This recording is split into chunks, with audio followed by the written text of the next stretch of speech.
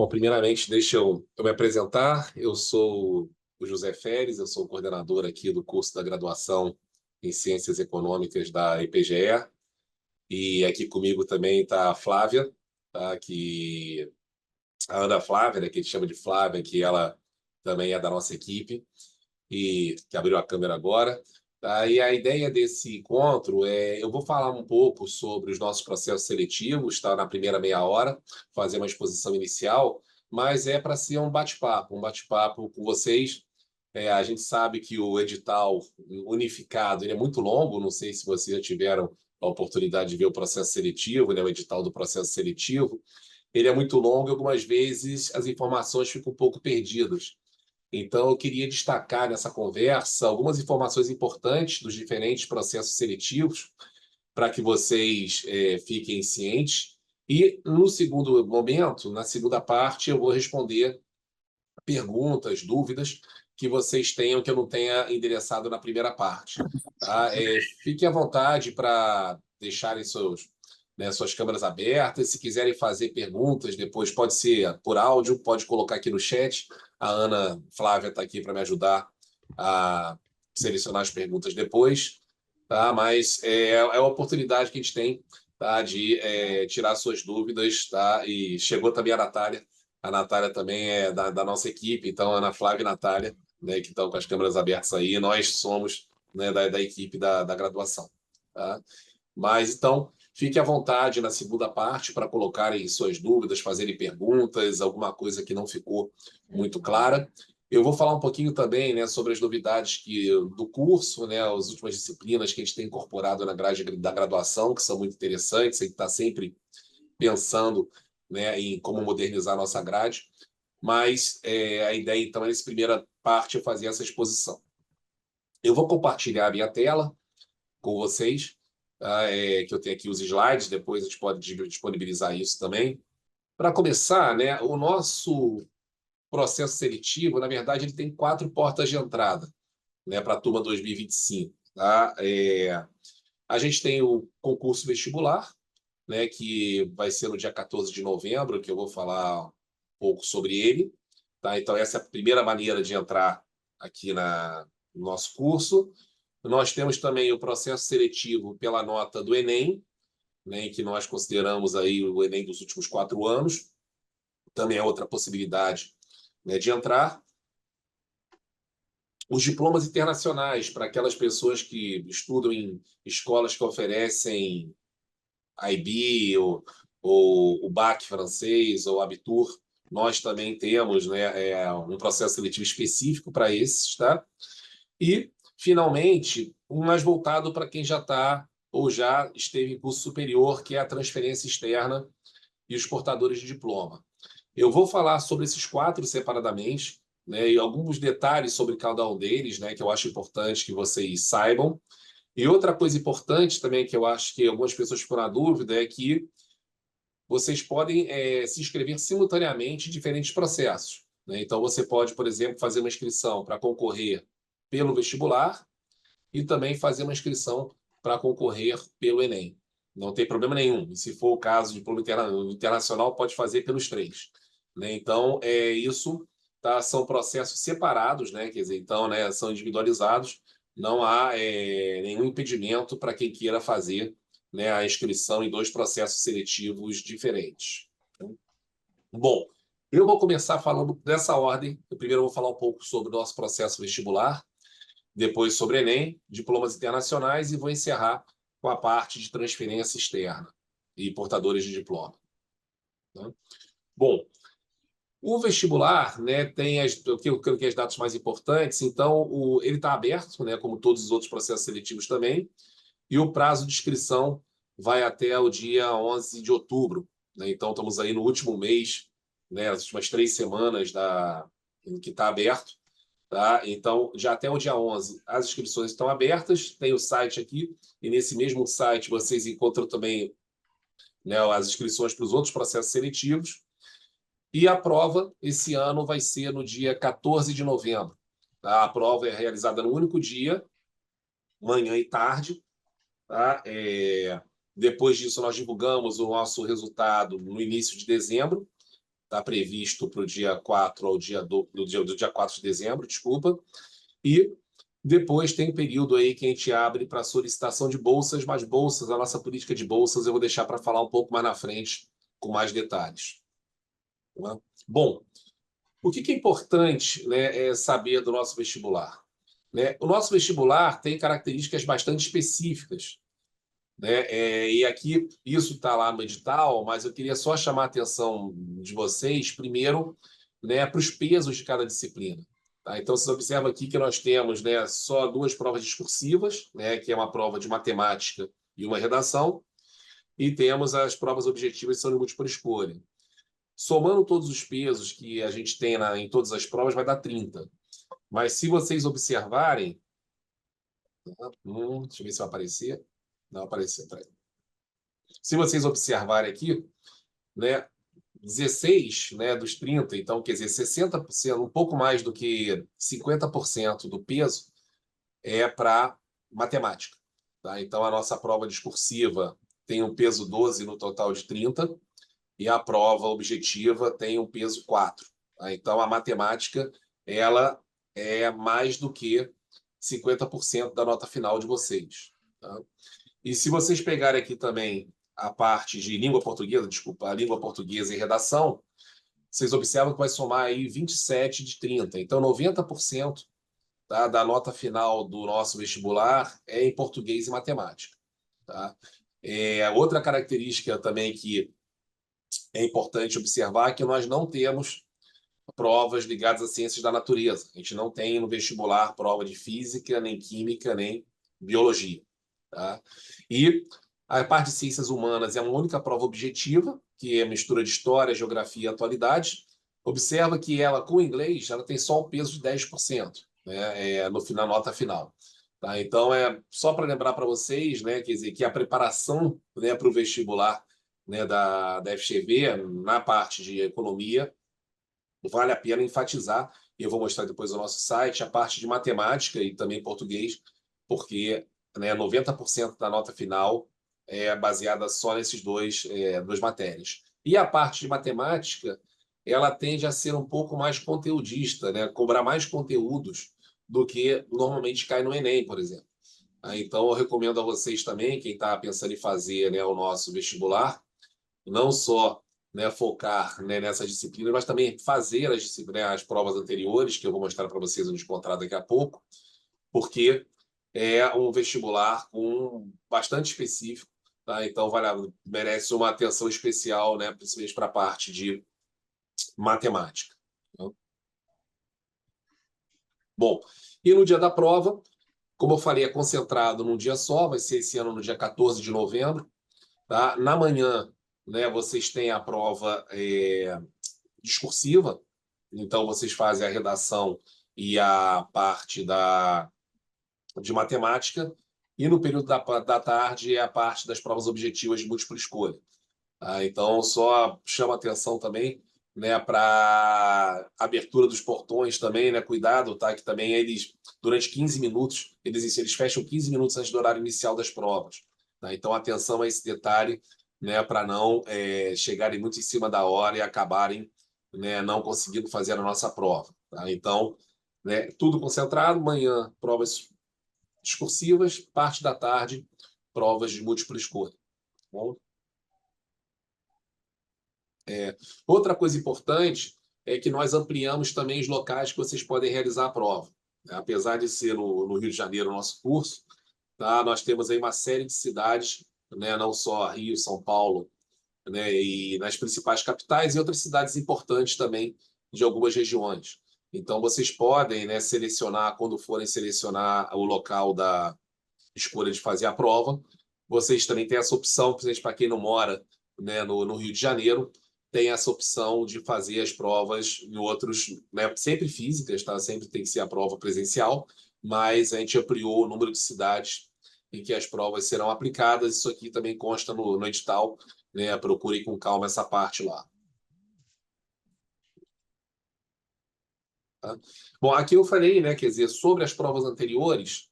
Deixa eu só entrar aqui no site, deixa eu ver se eu consigo, só para vocês verem aqui. Para quem ainda não conhece o nosso site, eu não sei se eu já estou com ele aberto. Não, já estou com ele aberto. Tá? Então, se vocês virem aqui, esse é o site das inscrições para todos os processos seletivos. Basta selecionar a modalidade, né, que vocês quiserem, mas aqui embaixo vocês têm aqui essa aba Provas e Gabaritos. Tá? Então, vocês têm aqui as provas desde 2016, tá, até a última realizada, né, do processo seletivo para admissão em 2024, tá, em que vocês encontram, então, né, o conteúdo das provas e a resolução. Eu acho muito importante, recomendo fortemente, né, que vocês vejam essas provas, tentem fazer, né, para verem um pouco como é que é o estilo, né, das questões de matemática, como é que é o estilo das questões que caem.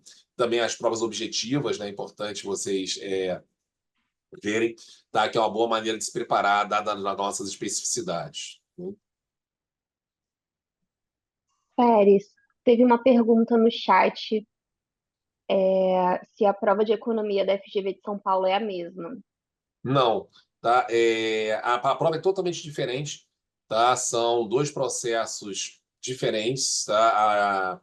A ESP, né? Ela, por exemplo, ela cobra a parte de ciências da natureza, então tem prova de física, química, biologia, e os pesos também podem ser diferentes, tá? Então, né? Inclusive é bem diferente, tá? As provas, tá? Então tem que olhar o edital, tá? Porque isso aqui, os processos seletivos são bem distintos entre Rio de Janeiro e São Paulo, tá? Então, né, eu estou falando especificamente sobre Rio de Janeiro, São Paulo segue outras regras, tá ok? Tá? Bom, sobre o Enem, né? O Enem, o prazo para inscrição vai até um pouco mais tarde, vai até o começo do ano de 2025, né? Então, até o dia 3 de janeiro, tá? E vocês podem utilizar tanto o Enem que realizaram esse ano, mas também, né, há pessoas que já realizaram o Enem nos anos anteriores, né, nós aceitamos os Enems, as notas, a partir de 2021. Tá? Então, né, quem fez Enem em 2021, ou 22 ou 23, também pode utilizar. Né, na hora de se inscrever, vai indicar, né, qual a nota a ser utilizada. Né, então, é possível entrar também, né, com as notas dos anos anteriores. Uma coisa importante que está lá no edital, que muitas pessoas não prestam atenção, é que no caso da EPGE aqui no Rio de Janeiro, tá, é obrigatória a opção pelo idioma inglês. Tá? Então, né, quem quer, né, usar o Enem para o nosso processo seletivo, né, não pode o espanhol, tá, para ser consistente com o nosso vestibular. Tá? Então, né, tem que marcar a opção inglês para ser considerado no nosso processo seletivo. Tá? E isso mudou em relação ao ano passado. Até o ano passado, nós fazíamos uma média aritmética simples das diferentes provas do Enem. Esse ano, para ficar consistente e compatível com o que a gente faz no vestibular, nós alteramos e vamos fazer uma média ponderada. Então, não fazia sentido, né, a gente colocar um peso tão forte na matemática no nosso vestibular e colocar um peso equivalente para todas essas disciplinas, né, todas as provas do Enem, né, no Enem. Então, esse ano, isso é uma modificação que a gente fez esse ano, a matemática e suas tecnologias vai ter peso 4 no cálculo da média ponderada final, a redação tem peso 2 e as demais provas objetivas têm peso 1. Tá? E nós levamos em conta aqui as ciências da natureza. Tá? Então, essa aqui é a nova ponderação e, para ser qualificado, né, você precisa tirar uma média ponderada, né, a média final a partir dessa ponderação, maior ou acima do que 750 pontos. Tá? Então, os candidatos que estiverem abaixo de 750 pontos, né, nessa média ponderada, eles são eliminados. Tá? E o resultado, né, aí depende um pouco da divulgação, né, dos resultados de quem faz o Enem, vai depender um pouco da data de divulgação dos resultados pelo INEP. Tá? Então, o INEP manda as notas dos candidatos para as instituições de ensino, isso geralmente, né, lá em meados de janeiro, e 7 dias úteis após nós recebemos aqui as notas do Enem, nós divulgamos a classificação dos candidatos que estão nesse processo seletivo. Opa. Tá?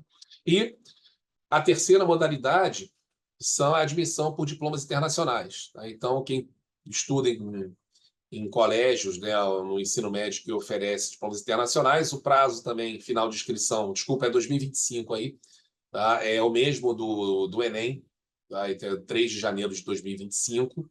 Tá? E as pontuações mínimas requeridas são essas que estão aí embaixo. Então, quem fez o IB, né, o International Baccalaureate, né, tem que fazer uma pontuação maior ou igual do que 34.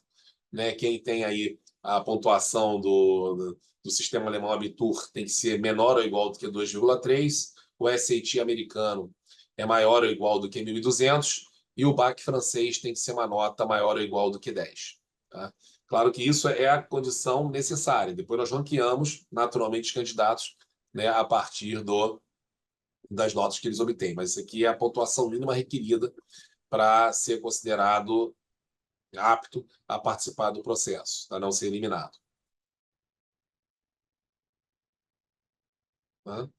E, por fim, o quarto e último, né, a modalidade de acesso é para quem já está no ensino superior e quer se transferir aqui para a FGV, aqui para a economia aqui no Rio, ou para os portadores de diploma que querem fazer uma segunda graduação.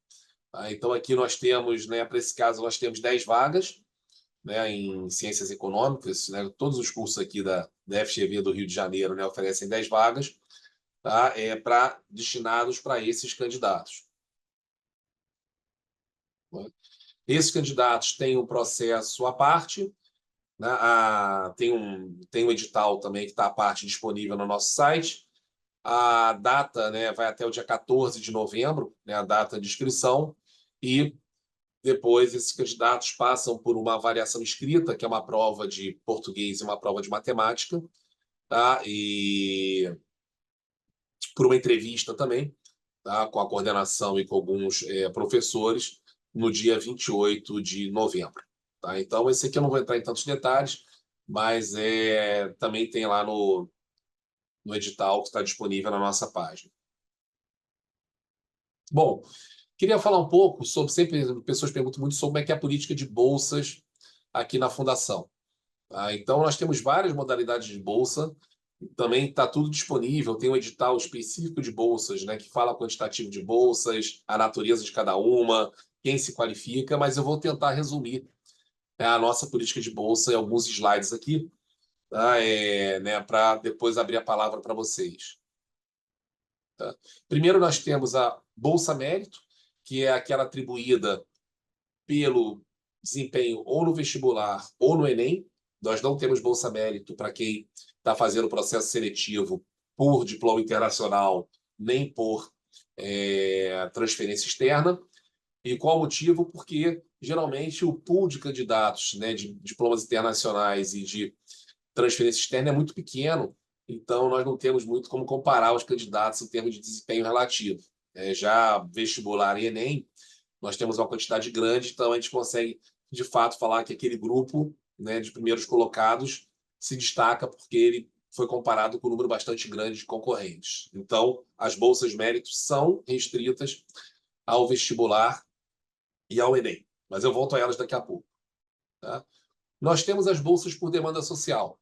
Então, são aquelas pessoas que foram aprovadas, mas, né, pela colocação que obtiveram no processo vestibular ou no Enem, não obtiveram a Bolsa Mérito.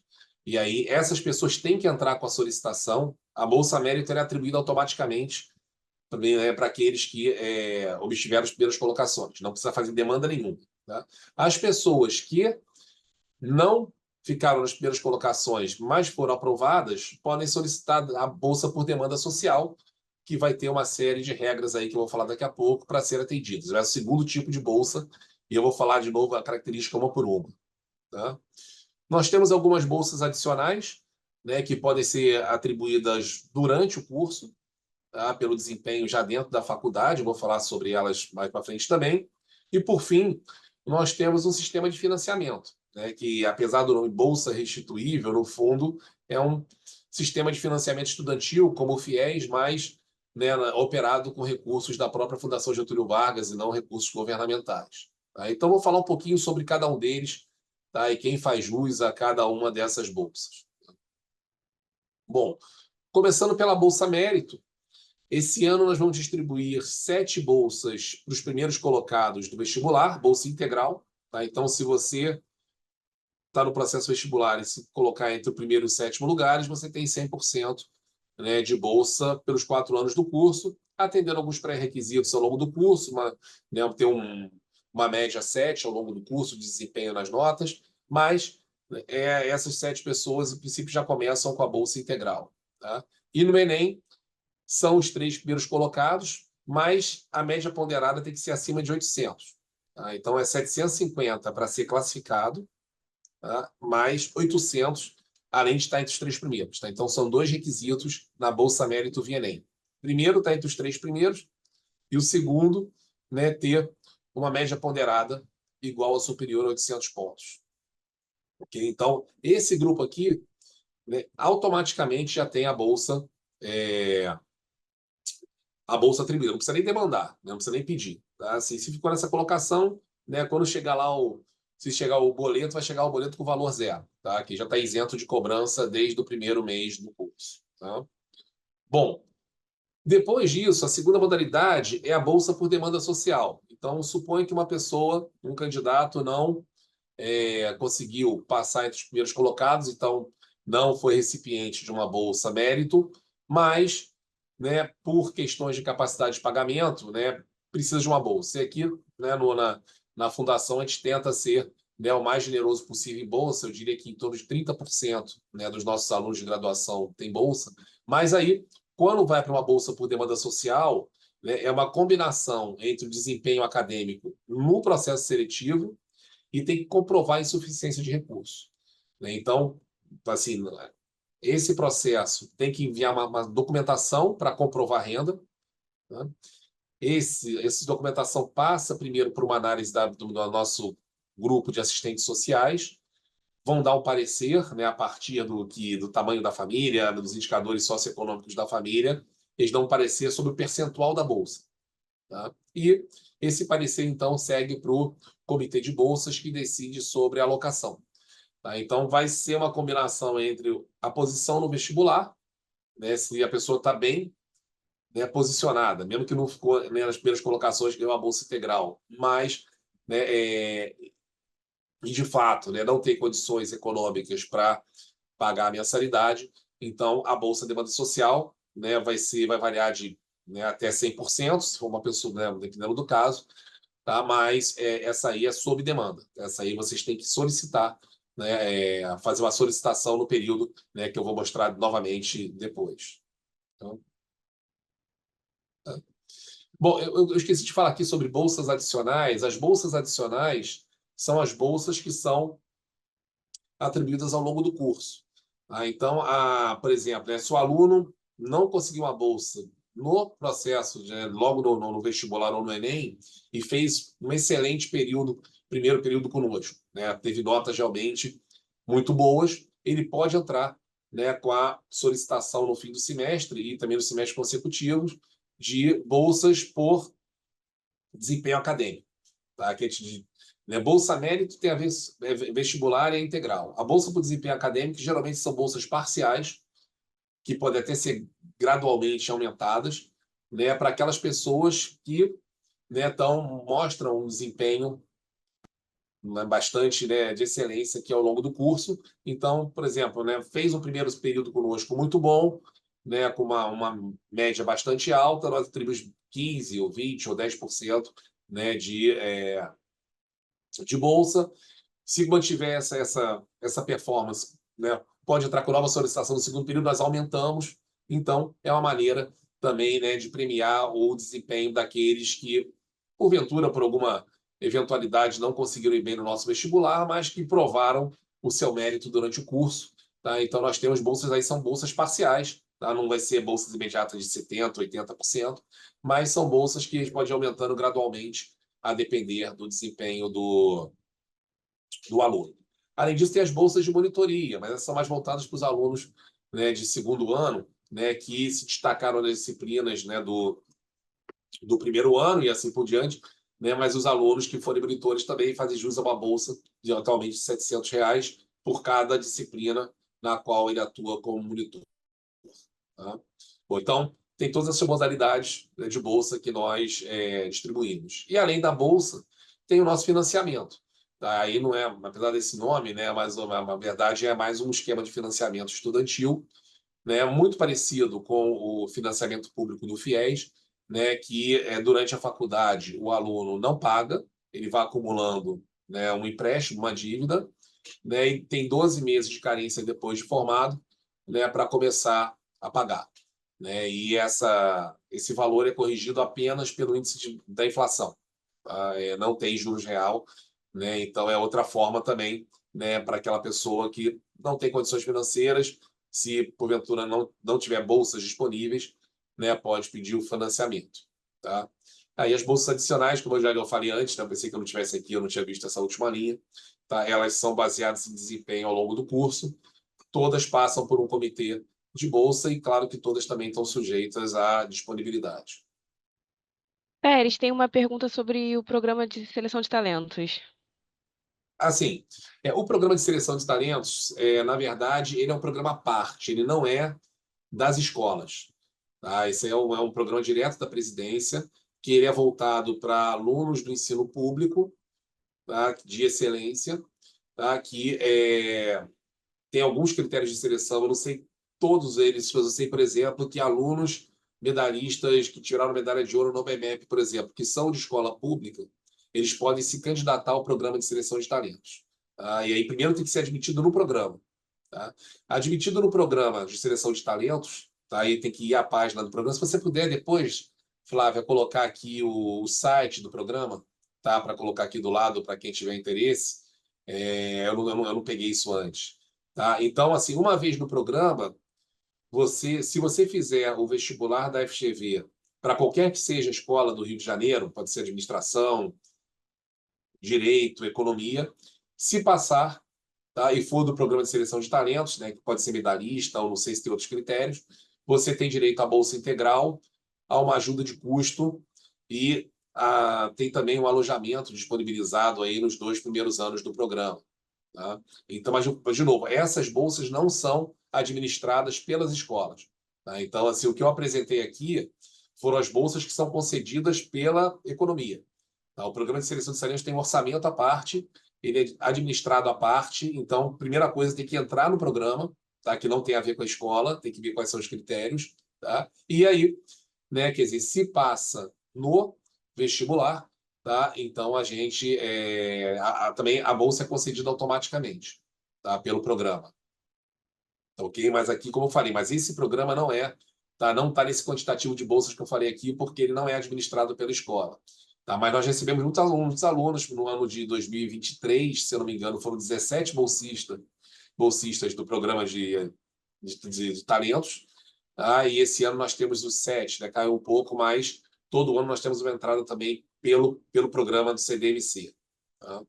Então, mas, de novo, tá? Esse é um processo seletivo à parte. Tá? Esse aí não, nenhuma das bolsas está em critério de bolsa, critério de concessão, critério de admissão no programa, não fica a cargo das escolas, tá? Nem da economia, nem do direito. Tá? Então, Flávia, depois você coloca aí, por favor, para eles, tá? Porque eu realmente não sei os detalhes para ser admitido nesse programa. Tá bem, já coloquei já no chat. Tá? Então, quem tiver curiosidade e fizer, né, de novo, tá? Tem que estar matriculado no ensino médio e escola pública. Tá? E, além disso, tem que atender outros requisitos para ser admitido no programa. Tá? E lembrando também, né, sobre o prazo de solicitação. Tá? Cuidado, porque aqui, né, nós, assim como nós somos uma faculdade sem fins lucrativos, nós atribuímos todas as bolsas. Né? Então, assim, a gente não tem estoque de bolsa ociosa aqui na escola. Tá? Então, se por acaso chega um pedido fora de prazo, né, a gente não concede porque a gente já distribuiu todas as bolsas que estavam disponíveis. Tá? Então, é muito importante para aqueles alunos que quiserem, né, uma bolsa, né, por demanda social ou financiamento, né, é importante, né, que abram a solicitação, vai estar no site do vestibular, tá, entre o dia 5 e 12 de dezembro. É logo depois da divulgação dos resultados. Tá? Quer dizer, os alunos com bolsa de desempenho, de bolsa mérito, desculpa, bolsa mérito tá aqui, né? A bolsa pelo desempenho no vestibular ou nem não precisam fazer solicitação. A atribuição é automática. Tá? Mas para aqueles que não ficaram nas primeiras colocações e têm interesse em pedir bolsa, tem que abrir. Fiquem bastante atentos, tem uma documentação longa, porque aí passa por uma análise socioeconômica pelo Comitê de Assistentes Sociais. Tá? Então, é importante cumprir essas datas, porque a deliberação de bolsas ela se dá ainda no mês de dezembro, tá? E antes do final do ano, depois tem as festas de final de ano. Tá? Então, depois disso, de fato, tá? Não tem mais bolsas disponíveis para serem atribuídas, tá? por esse processo seletivo. Tá? Bom, isso é sobre, tá, a parte de processo seletivo. Pérez, rapidinho, te cortando, tem mais Vamos lá. uma pergunta sobre bolsa. Uma menina perguntou se no caso das bolsas de méritos, a escola vai disponibilizar bolsas parcialmente a partir do 7º lugar. Isso. Pera, deixa eu só... Exatamente, tá? Quer dizer, tá? Mérito é 100%, é automático. Tá? Agora, depois, bolsas, tá, de demanda social, aí podem ser parciais, tá? E pode ser qualquer um que tá, passou no vestibular do 8º para cima, tá? Já pode se candidatar a uma solicitação de bolsa por demanda social. Tá? Claro que vai ser levado em consideração também a posição no vestibular. Mas acontece, por exemplo, então eu já vi situações, por exemplo, que, por exemplo, só dando um exemplo, por exemplo, tinha uma pessoa que era a 23ª colocada no vestibular, fez uma demanda social, mas e depois estava no 38º lugar. Tá? A análise dos assistentes sociais sugeriu que a pessoa que está em 22º lugar tinha condições de pagar e a pessoa que está em 38º lugar não. Então, o que a gente fez? A gente negou a bolsa para o 22º lugar e atribuiu 100% para o 38º. Tá? Então, é uma combinação entre posição no vestibular e necessidade. Tá? Então, aí entram vários critérios, tá? Então, é uma coisa mais a que o comitê vai decidir. Tá? Tá? Isso, tá? Então, agora, Bolsa Mérito, tá? Fernando, estou vendo aqui no seu site, né? Quer dizer, tá? Bolsa Mérito, sim, é automática, tá? Assim, do primeiro ao 7º, incluindo o 7º, automático, não precisa solicitar, já está disponibilizada a bolsa. Tá? Então, né, assim, né, esses assim já. Falei, quando forem fazer a inscrição, a matrícula, já vai estar lá, né? A bolsista vai estar lá, né? R$ 0 para pagar. Tá? Então, esse não precisa nem solicitar. Tá? O caso da demanda social é para quem não foi, né? Não está dentro do Bolsa Mérito. Tá? Tem agora que eu tirei aqui, eu estou vendo também uma pergunta, tá? Do Luiz Melo sobre possível realizar transferência. Olha, Luiz, possível não dá para fazer no primeiro período, tá? Cada escola tem seu critério. Aqui, por exemplo, na EPGE, né, a gente também aplica a mesma prova que a gente faz uma transferência externa, tá? Então tem a parte de prova de português e de matemática, tá? Independente, tá? Até para transferências internas também, e a entrevista, para ver a motivação do aluno. Tá? Agora, tem outro fator que a metodologia de ensino da economia de São Paulo e da economia do Rio são bem diferentes. Tá? Então, tem muito pouca equivalência de disciplina. Tá? Por quê? Porque aqui no Rio, a gente tem um método mais tradicional de aula expositiva e um método mais convencional. Em São Paulo, né, é o PBL, tá? Que é aquela metodologia do Problem-Based Learning. Tá? Então, algumas vezes as ementas não são compatíveis, tá? As escolas são bem independentes em metodologias de ensino também. Tá? Então, assim, se você, por exemplo, sai do Rio e vai para São Paulo, né, não quer dizer que você vai, tá? Vai ter, né? Mesmo tendo um nome parecido na disciplina, você vai ter automaticamente a equivalência. Tá? Então, vai ser analisado o conteúdo. Algumas disciplinas, sim, também não estou falando que você não vai levar nada. Algumas disciplinas, sim, outras não. Tá? Mas, assim, essas transferências entre Rio e São Paulo são possíveis, tá? A partir né, do segundo período, né? Mas também tem exames, tá? Não é automática, tá? Você passa por entrevista. Na ESP é a mesma coisa. Quando sai do Rio e vai para São Paulo, né, a coordenação vai entrevistar o aluno para entender qual que seria a motivação dele, tá? Por que ele está, né, o motivo dele estar se transferindo, tá? Mas é possível sim, tá? Bom, tem aqui, eu estou vendo aqui o do Gabriel, bolsa através de OBECOM e a OBM. Gabriel, de novo, tá? Assim, a escola aqui no Rio não oferece nenhuma, não tem tá? Nem admissão e nem bolsa por Olimpíadas. A EESP de São Paulo oferece até admissão por Olimpíadas. Tá? Eu falei, mas é outro critério. Eu falei, né, os processos de admissão são muito, né, são muito diferentes. Aqui eu estou falando só pelo Rio de Janeiro. Tá? Mas no CDMC também tem que consultar o programa. Tá? Então, né, de novo, a gente colocou aqui né, o site, tá, do Seleção de Talentos. Tá? Tem que consultar se eles admitem, né, quais são as Olimpíadas, né, e quais são quais são né, as colocações que eles admitem. Eu não sei se a OBECON, por exemplo, eu sei que a EESP admite, não sei se com bolsa, mas eu sei que é um critério do processo seletivo. Tá? Então, tem que saber, aqui no Rio, a gente não tem processo seletivo tá, para medalhista olímpico. Tá? A Fernanda pergunta se o financiamento também tem como pré-requisito demanda social. Fernanda, tem se tiver um número de solicitantes maior do que os recursos disponíveis. Tá? Então, depois que a gente fecha o período de solicitação, né, se a gente vir que o número de pessoas que solicitou está acima dos recursos disponíveis, porque é um financiamento. Então, quer dizer, o fundo de financiamento ele vai recebendo o pagamento dos alunos, né, que já estão, né, já se formaram, então, agora no período de quitação da dívida. Então, se tiver recurso disponível, tá, em princípio, né, nós somos mais flexíveis, né, então pessoas que, né, mesmo que tenham uma renda um pouco maior, pode pedir financiamento. Tá? Mas se tiver mais candidatos, né, a financiamento do que fundo disponível, priorizam-se os de menor capacidade de pagamento também para o financiamento, tá bom? Tá? Bom, mais alguma pergunta? Posso seguir? Bom, então falar um pouquinho sobre o curso, né? Assim, nesse último, né, 15 minutinhos aqui, eu tenho que falar sobre o curso. Deixa eu novamente colocar aqui. Bom, o curso. Tá? O curso, do que eu coloquei a grade que a gente está atualmente fazendo. A nossa grade, ela tem. Nós estamos sempre, né, pensando em modernizá-la. Então, eu diria que a nossa grade troca de uma média de 3 em 3 anos, nós estamos com grades novas. Tá? E como é que funciona? Normalmente, nós começamos testando, né, as disciplinas como matéria eletiva, né, e à medida que a gente sente que é uma disciplina que faz sentido, que é uma demanda do mercado de trabalho, ou é importante, né, para um economista que está se formando atualmente, a gente incorpora. Né? Então, aqui o que vocês têm aqui nessa grade é atual, né, disciplinas, né, que são basicamente as disciplinas obrigatórias do curso. Tá? Então, tem algumas novidades aqui, tá?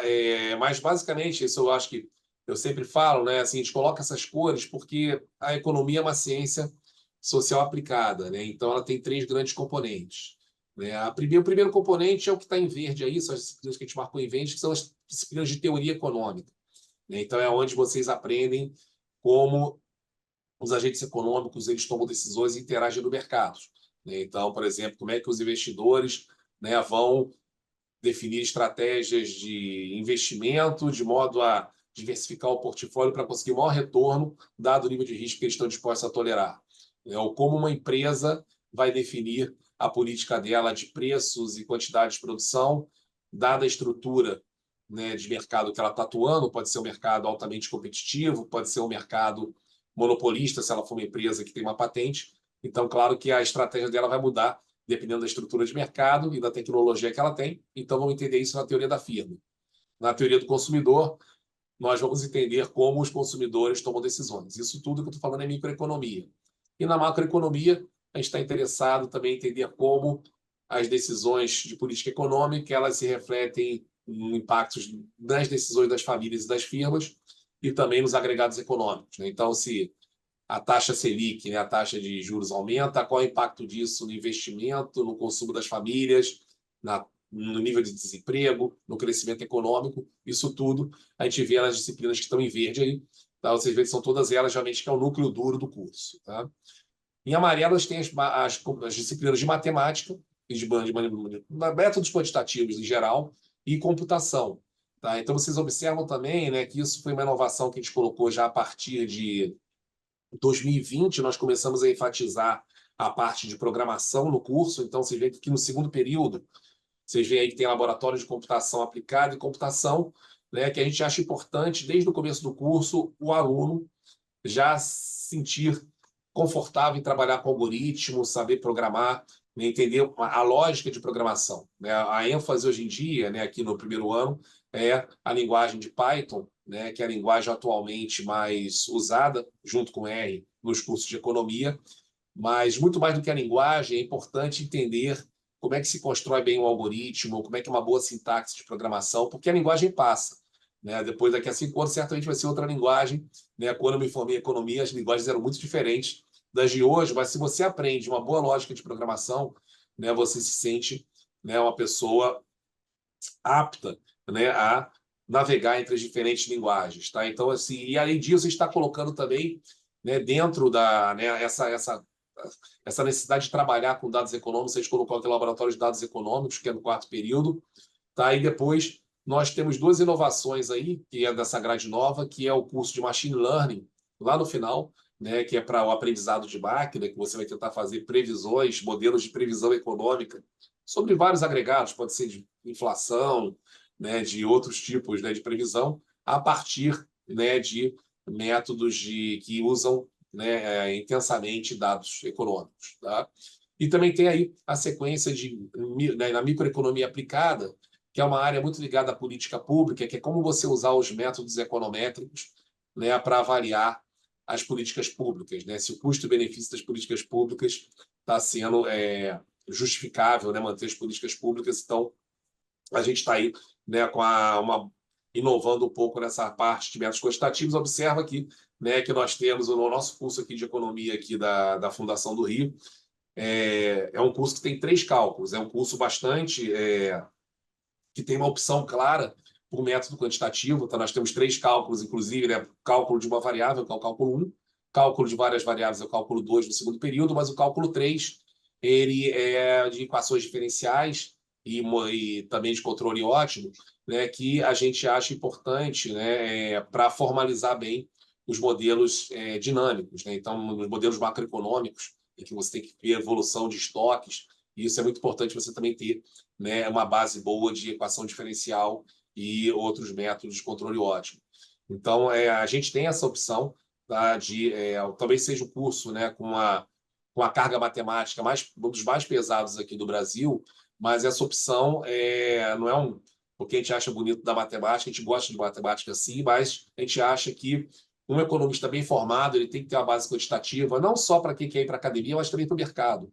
Né? O mercado financeiro, o mercado de trabalho, premia em termos de salário quem tem uma boa, né, formação em computação e uma boa base quantitativa. Tá? Então, isso a gente realmente, essa nossa opção, né, por ter aí, você vê essa parte amarela bastante forte no curso. E a parte que está também vinho, rosa, não sei dizer direito qual é essa cor, é a parte de ciências sociais, né? Porque para pensar desenvolvimento econômico é importante também conhecer, né, o processo histórico do país, porque, obviamente, a trajetória histórica condiciona, né, o desenvolvimento. Não determina, mas condiciona. Né? Então, certamente, né, a desigualdade que a gente vê hoje no país ela é fruto de todo o processo histórico, né, do modelo econômico baseado, né, em concentração de terras, né, durante o período colonial, né, regime escravocrata, certamente, né, está associado, né, com o que nós temos hoje em dia. Então, é importante entender os processos históricos e as transformações sociais que o país passa. Tá? Então, a gente tem aí uma longa também, né, sequência, tá, de disciplinas em sociologia, em filosofia, em ciências políticas e também bastante história econômica. Tá? Então, tem uma história econômica geral 1 e 2, formação econômica do Brasil, economia brasileira contemporânea, aspectos de direito e economia ligados à regulação. Então, é essa parte que está aí em rosa. Tá? E depois eu vou falar um pouquinho sobre, né, eletivas e extensão. Tá? Mas o que eu queria chamar a atenção tá, que nós estamos agora com uma sequência, não diria um itinerário, né, porque aqui assim, os alunos são totalmente livres para escolherem as eletivas que quiserem. Tá? Mas assim, a gente já tem uma sequência bastante completa para as pessoas que querem se especializar na área de finanças. Então, aqui nós temos 8 disciplinas nesse slide aqui. As 3 primeiras disciplinas elas são obrigatórias, tá? Matemática financeira e contabilidade, investimentos e finanças. né, quando vocês aprendem os conceitos básicos de finanças corporativas, de precificação de ativos. E depois, né, as 5 últimas, elas são eletivas para aqueles que querem se especializar. Tá? Então, nós temos aí derivativos, avaliação de empresas, hoje em dia está em formato de extensão. As disciplinas de extensão são aquelas disciplinas que você tem a articulação com a comunidade externa. Então, como é que é a nossa avaliação de empresas hoje em dia? A avaliação de empresas é onde vocês vão, né, estudar técnicas para valorar uma empresa, né? Saber qual o valor, né? Ou, por exemplo, qual o preço justo, né, de uma empresa, né? Qual é o preço justo da ação de uma empresa.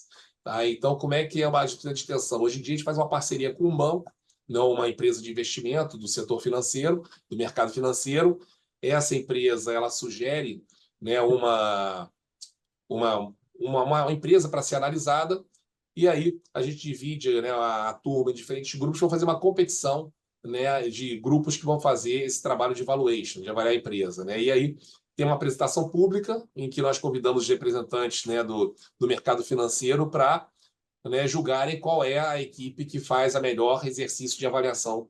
Né? E aí, né, então a nota final é baseada, né, também nessa avaliação, né, que é feita conjuntamente com representantes do mercado financeiro. Né? Temos o Quantitative Finance, o Laboratório de Ciência de Dados aplicada a Finanças, né, que é a parte mais quantitativa, de novo, a nossa opção, né, firme e convicta, né, de que, né, base matemática é importante em qualquer área. Tá? E Green Finance, né, isso nós lançamos esse ano, esse nosso curso de Finanças Sustentáveis, aí, que é uma tendência importante também, que hoje em dia, além do risco de mercado, além do risco tecnológico, né, é importante você, né, para analisar a sustentabilidade de uma empresa, tem que ver o risco ambiental. Né? Uma empresa, por exemplo, que tem um passivo ambiental, seja um inventário de emissões de gás de efeito estufa muito alto, ou seja, um gerenciamento de riscos ambientais mal feito, isso vai impactar no fluxo futuro de rendimentos dela e pode impactar no valor das ações. Né? Então, é importante, né, hoje em dia, né, que na área financeira também lidar com sustentabilidade.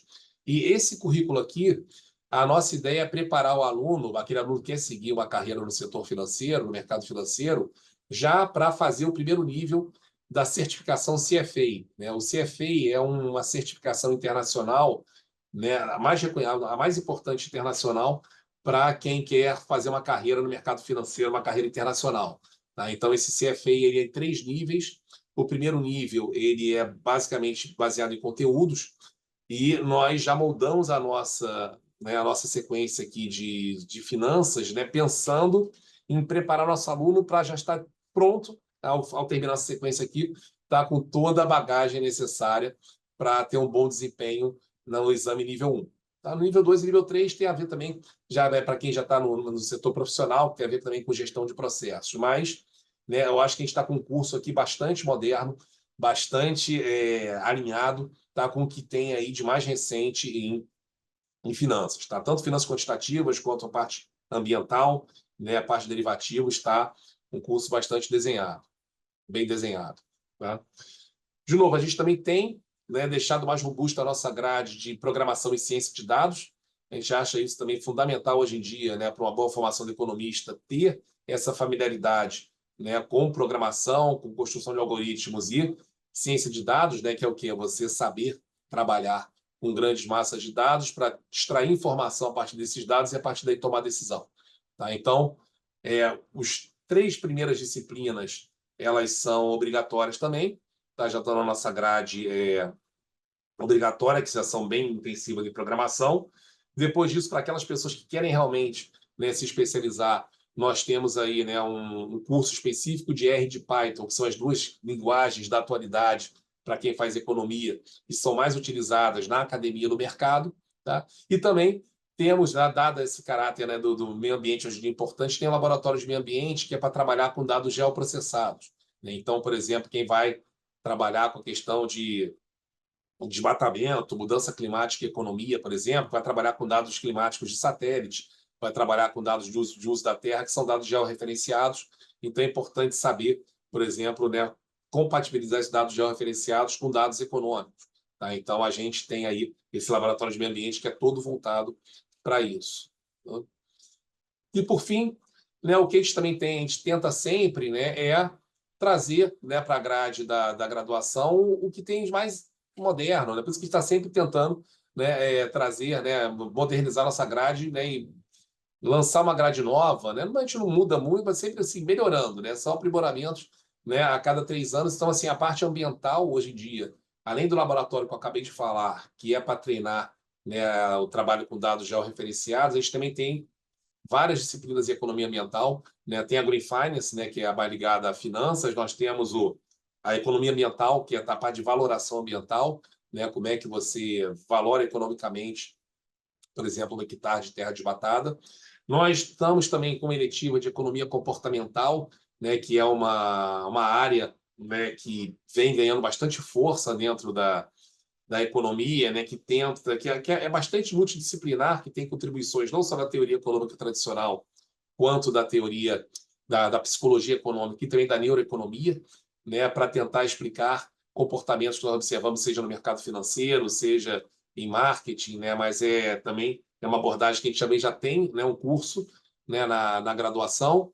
A avaliação de políticas públicas também é muito importante, né? A gente acha importante que saber fazer métodos de avaliação para analisar custo e benefício de políticas públicas, se as políticas estão alcançando os resultados esperados aos menores custos. Então, a gente tem também né, o Laboratório de Políticas Públicas, agora o Microeconomia Aplicada, né, são modelos estatísticos que são muito usados em avaliação de impacto de política pública. Tá? E, por fim, a gente também tem o Laboratório de Empreendedorismo, que são para aquelas pessoas que têm esse viés empreendedor, né, que são mais ligados a startups, e tem muitas fintechs hoje em dia na área de economia. Né? Nós também temos, né, uma eletiva, né, que, na verdade, é uma disciplina de extensão, né, porque ao longo dessa disciplina os alunos podem, né, desenvolver, né, a partir de uma ideia inicial, vão desenvolver uma série de técnicas para fazer o modelo de negócios, e na avaliação final nós chamamos uma série, né, de pessoas que trabalham nesse setor, né, de startups para também, né, darem a nota final, né, e avaliarem quais são os melhores projetos que surgiram ao longo do laboratório. Tá? Bom, eu acho que era isso que eu tinha para... Deixa eu ver se tem mais alguma coisa. Não. Assim, se alguém tiver alguma dúvida ou quiser fazer uma visita aqui à nossa escola, a gente está sempre disponível para receber, bater um papo sobre o programa, mostrar os nossos laboratórios, nossas salas. Tá? Então, né, é só mandar um e-mail para a gente, Gradeco, Graduação em Economia. Tá? Nós estamos aqui, tanto eu, quanto a Natália, quanto a Flávia, estamos aqui, né, à disposição para recebê-los e conversar mais sobre isso. Tá? Bom, isso era a minha apresentação. A gente temos ainda alguns minutinhos aí, se alguém tiver alguma dúvida, pode fazer, né, a pergunta com o áudio, pode colocar aqui no site. Tem mais alguma coisa aí que eu perdi? Flávia, alguma coisa aqui no chat? Não, né? Não, não tem não. Todas as perguntas foram respondidas. Tá ok.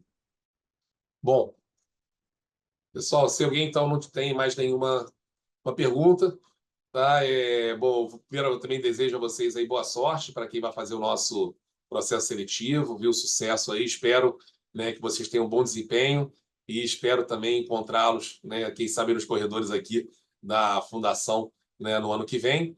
E, de novo, tá? Todos nós aqui estamos à disposição para recebê-los aqui se quiserem fazer uma visita presencial. Legal? Gente, obrigado então. Obrigado, Natália. Obrigado, Flávio. Obrigado a todos que ficaram aí com a gente. Boa noite a vocês e boa sorte aí nos processos. Até logo. Tchau, tchau, gente. Boa noite.